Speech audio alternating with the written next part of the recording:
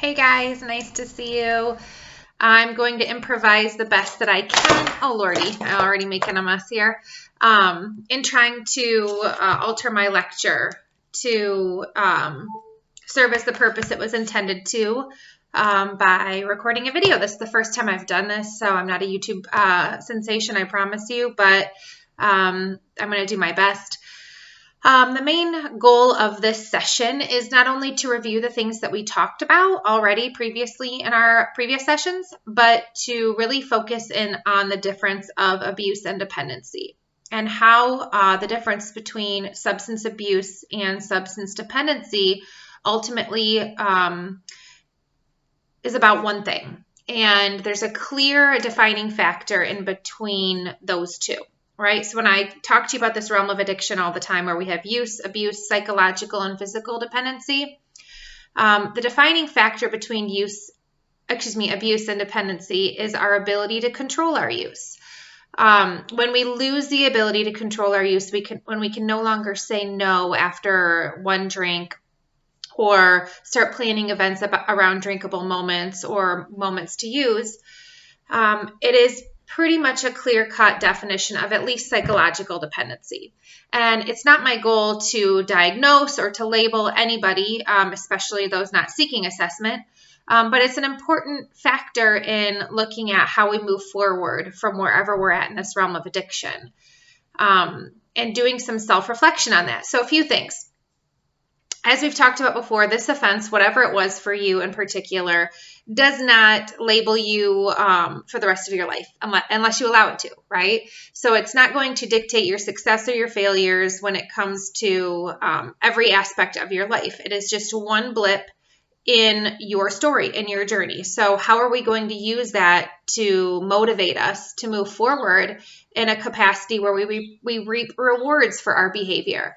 And that's where behavior modification comes in.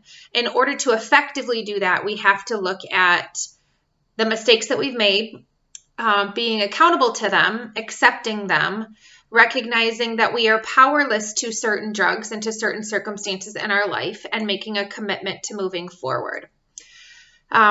This whole process is, like I've said to you many times, not only about accountability and behavior modification, but recognizing within each of us those triggers that cause us to use in unhealthy ways. And again, anytime we're using to feel the effects and to, that's just the definition of drug. Drug use is the use of any drug for medicinal purpose. Drug abuse is using the drugs to feel the effects to gain a level of intoxication, right? So drinking to get drunk, smoking weed to get high, not to, treat an underlying medical condition you may have. So having that info and having the experience that you have now that you've gone through, I'm going to ask you to take some time to reflect on your individual choices and what your commitment may be moving forward. It looks at here how the drug has caused us to be powerless in our behavior. So I'm going to ask you to think about things where maybe you've said some things out of context of your character to people who you otherwise didn't mean to offend, or you had no intention to harm.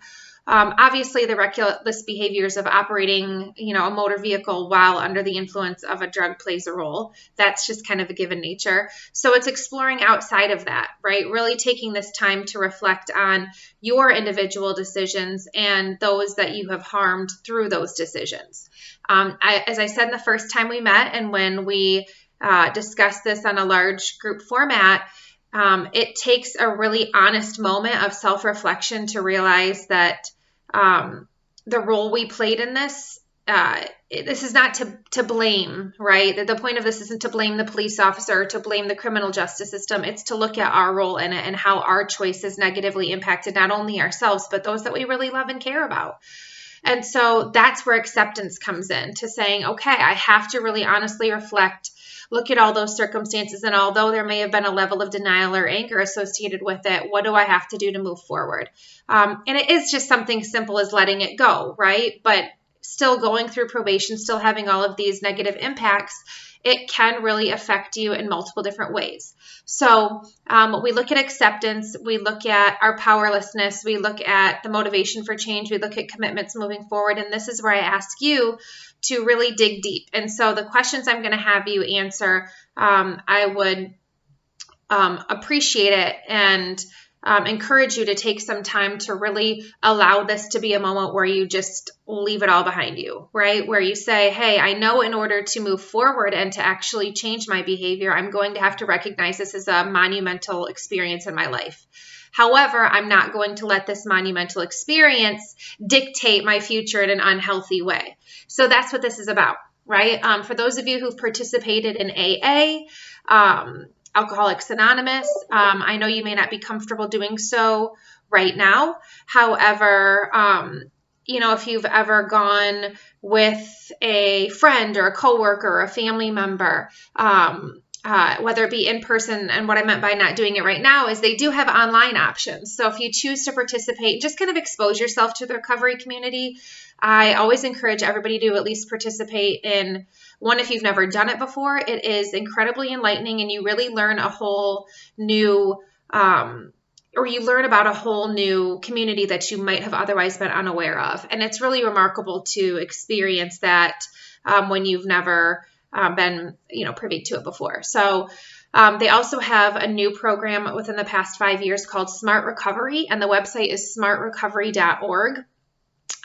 They are not based on a religion format, right? So they're non-secular. They don't talk about the big book, but they talk about many different coping mechanisms and strategies to help people maintain sobriety and to move forward every day with the idea of making their life better for them individually.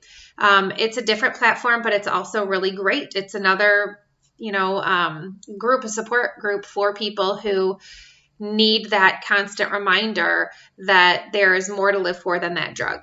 Now, I know most of you are not in that situation. And so I'm not saying, hey, go and check this out, because you're, late stage alcoholic. That's not what I'm saying. So don't take that way. What I'm saying is that having the ability to expose yourself to a new community and to really get a grasp on how this disease and these choices can and have impacted millions of people across our entire world.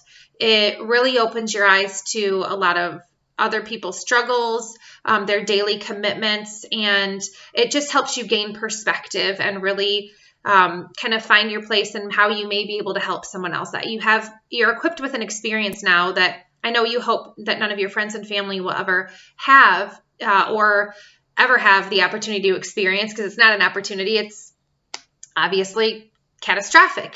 So that being said, you have this information. What are you going to do with it? What are you going to choose to use it for moving forward? I hope you choose to share it. I can't make you do it, but I would love for you to share it and share all you've learned through this experience, the good, the bad, and the ugly, with people so that they are aware that they are not immune to something like this happening to them. And really the only way we get change on a community level is to speak, is to share, is to educate. So I encourage you to do that moving forward as well.